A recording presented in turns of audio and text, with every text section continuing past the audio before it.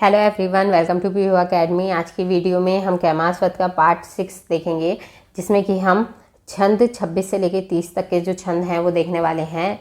कैमास्वत पृथ्वीराज रासो का एक सर्ग है। इसके लेखक चंद्रवरदाई और संपादक माता प्रसाद गुप्त हैं। तो चलिए वीडियो को स्टार्ट करते हैं। उससे पहले अगर आप चैनल पर नए हैं तो चैनल को सब्सक्राइब कर लें, साथ ही नोटिफिकेशन बेल को प्रेस कर दीजिएगा, जिससे आने वाली वीडियोज़ की नोटिफिकेशन आपको मिल जाएगा। इसके अलावा इससे पहले की जितनी भी वीडियोज़ हैं उसका लिंक आपको डिस्क्रिप्शन में मिल जाएगा, वहाँ से जाकर आप चेक कर सकते हैं। चलिए पहला छंद देखिए। सेत सिरुपरी सूर तर जय पुच्छई निप ऐस देहु बोली मंडन मगनु कही तऊ कब्बू कहेस। इसमें देखिए संदर्भ आपका कोई चेंज नहीं है। प्रस्तुत छंद चंद्रवरदाई द्वारा रचित पृथ्वीराज रासो महाकाव्य के कैमास्वत से लिया गया है। इसके संपादक माता प्रसाद गुप्त हैं। ठीक है, यही आने वाला है, इसमें कोई बदलाव नहीं है। प्रसंग देखिए। कवि चंद पृथ्वीराज को उनके द्वारा पूछे गए प्रश्न का उत्तर देते हुए कहते हैं कि, अब यहाँ पे पूछा गया था, लास्ट वीडियो में आपने देखा था कि पूछा गया था, पृथ्वीराज ने पूछा था कि जो कैमास है वो कहाँ है। ठीक है, तो कवि जो चंद हैं वो इसके जवाब में कहते हैं,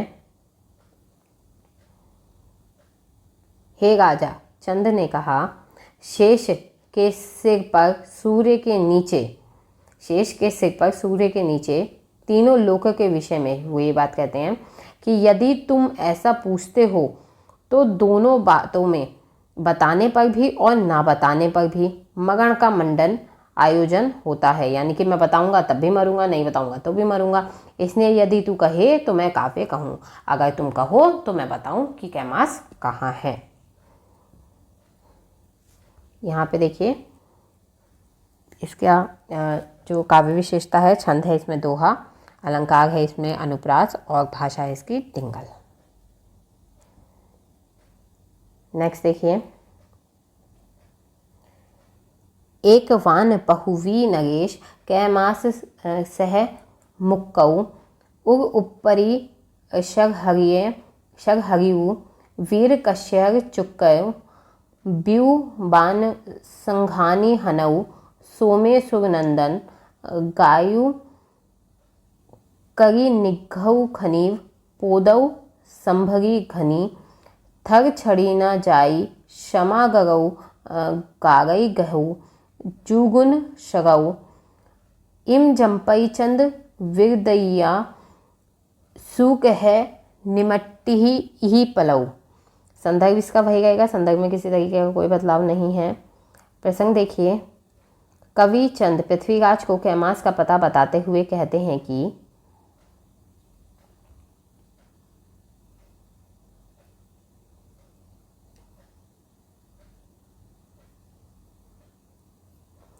हे पृथ्वी नरेश, एक बाण तुमने कैमास को लक्ष्य करके छोड़ा, वह बाण उसके हृदय पर खरभराता हुआ उस वीर की कांख के नीचे से होकर निकल गया। यानी कि जो पृथ्वीराज से चंद कहते हैं कि हे पृथ्वीराज, आपने एक बाण कैमास को लक्ष्य करके छोड़ा था, लेकिन वो उसके लगा नहीं, वो उसके पास से निकल गया। तुमने हे सोमेश्वर नंदन दूसरा बाण सघन करके कैमास को मार डाला, यानी कि तुमने दूसरा बाण छोड़ के कैमास को मार डाला। हे सांभरपति, तुमने खन खोद कर गड्ढा करके उसमें उसको जकड़ दिया। तुमने गड्ढा खोदा और उसमें उसे दबा दिया। उसे अभागे कैमास से अब स्थल छोड़ा नहीं जा रहा, यानी कि अब वो अभागा कैमास जो है उस जगह से निकल नहीं पाएगा, क्योंकि पाषाण भूमि यानी कि जो पत्थर के समान भूमि है उसने उसे खरे गुणों से यानी कि अच्छी तरह से पकड़ लिया है। चंद्रवरदाई इस प्रकार कहता या पूछता है, इस प्रलय जैसे भयंकर कार्य से कैसे निपटेगा बनेगा। यानी कि ये जो आपने कार्य किया है इससे किस प्रकार, ये जो प्रलय रूपी कार्य है इससे किस प्रकार निपटा जाएगा। इसकी विशेषताएं देखिए। अलंकार अनुप्रास और प्रश्न अलंकार है, डिंगल भाषा है और कवित छंद है। नेक्स्ट देखिए। भट बयन सुनी सुनी सोई कानहु अप्पू अप्पू गह ग्रहे पगानहु जोगिनीपुर जागहु चहुवानहु भई निसी चियारी जाम जुगु जागहु। इसमें भी देखिए संदर्भ में कोई किसी तरीके का बदलाव नहीं है। प्रसंग देखिए।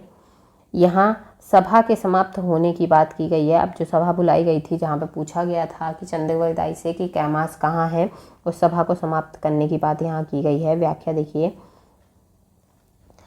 कवि चंद के उस वचन को सुनकर सभासदगण सभी अपने घर गए।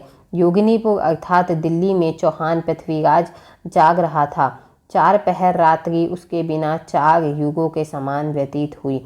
अब यहाँ पे देखिए कि जो कवि चंद हैं यानी चंद्रवरदाई जो है, उन्होंने जब सभा में ये बात बताई कि जो कैमास है उसे पृथ्वीराज ने मार डाला और उसके बाद उसे गड्ढे में दबा दिया है। तो ये सब जानकर सभा के जो लोग थे वो क्या है, अपने अपने घर चले गए और दिल्ली में जो पृथ्वीराज हैं वो जाग रहे थे, वो थे।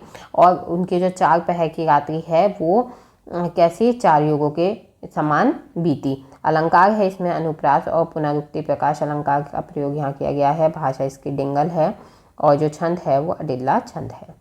नेक्स्ट देखिए,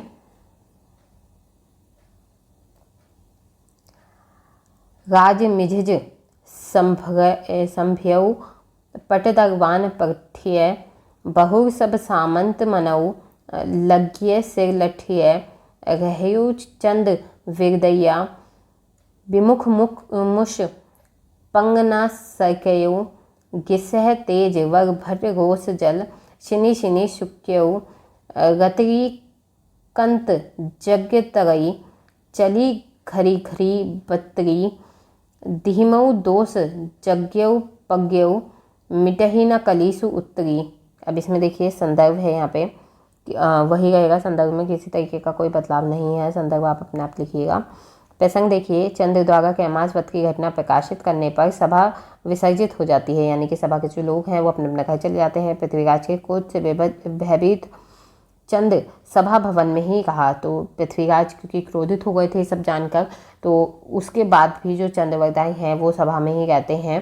कैमास ने कोई बड़ा अपराध किया है, यह चर्चा घर घर में फैल गई। अब जाहिर सी बात है कि सबको ये पता चल गया कि कैमास को पृथ्वीराज ने मारा है, तो उनके मन में ये बात भी आई कि कैमास ने कुछ बड़ा किया होगा, कुछ गलत किया होगा, तभी पृथ्वीराज ने ऐसा कदम उठाया, वरना ऐसा नहीं होता। व्याख्या देखिए, राजसभा से होकर पट दरबान द्वार पर उपस्थित हुआ। सब सामंत घर लौट गए मानो उनके सिर पर लाठी लगी हो। अब यहाँ पे क्या हुआ कि जो सभा के लोग थे वो क्या हुआ, अपने अपने घर चले गए। ऐसा लग रहा था उन्हें जैसे उनके सिर पर लाठी लगी, यानी कि उन्हें ये जानकर बहुत ही अचंभा हुआ था। चंद्रवरदाई मात्र वहाँ रह गए, उसने मुख फेर कर पैर तक नहीं सरकाया था। यानी कि चंद्रवरदाई जो है वो अभी भी सभा में खड़े थे और उन्होंने जगह से भी अपना मुख नहीं फेंका था या पैर को नहीं सरकाया था, वो वहीं के वहीं खड़े थे।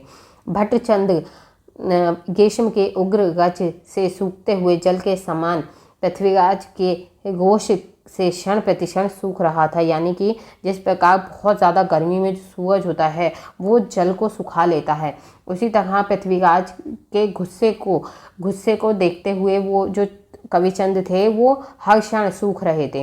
रात्रि का अंत अर्थात चंद्रमा के जगते रहते आकाश में रहते ही घर घर यह बानी चली कि कैमास से कोई अपराध हुआ है और वह कली अर्थात कलमश उसके सिर से उतरकर मिट नहीं सकता। यानी कि जो रात का समय था, रात में ही हर व्यक्ति के घर में ये बात चली गई कि कैमास ने कोई अपराध किया है जिसकी वजह से पृथ्वीराज ने उसका वध कर दिया है और वह इस कलंक को अपने सिर से उतार कर मिटा नहीं सकता। देखिए इसकी भाषा डिंगल है, छंद दोहा है और अलंकार अनुप्रास है, उपमा है और उत्प्रेक्षा है और पुनरुक्ति प्रकाश अलंकार है। काफ़ी सारे अलंकारों का प्रयोग इसमें किया गया है। फिर नेक्स्ट देखिए,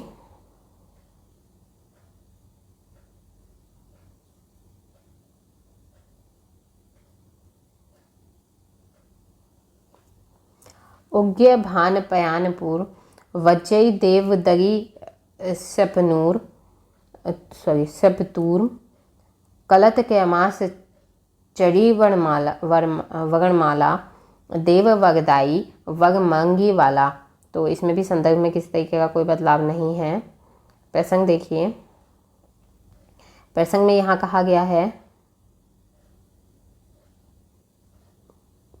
प्रसंग में यहाँ कहा गया है कि यहाँ कवि चंद्रवरदाई से कैमास की पत्नी उसका शव मांगती है। ठीक है। अब यहाँ पे जब सपोज सब बात पता चल गई है, तो जो कैमास की पत्नी है वो आती है अपने पति का शव लेने। तो वो कवि जो चंद्रवरदाई हैं उनसे प्रार्थना करती है। व्याख्या देखिए, पादों किरणों से पूर्ण भानु उदित हुआ, मतलब जो किरणें हैं उससे पहले सूरज क्या है, उदय हो गया।